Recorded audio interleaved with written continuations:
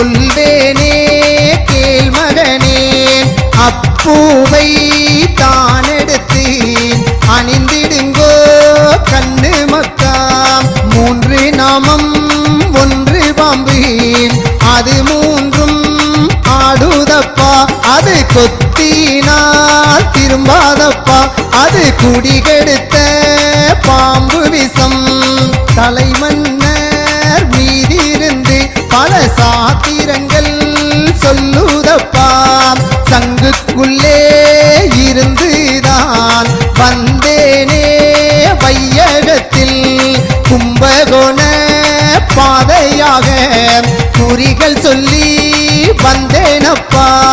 வில்லூரு தனிலிருந்து விரைந்து வந்தேன் வையகத்தில்.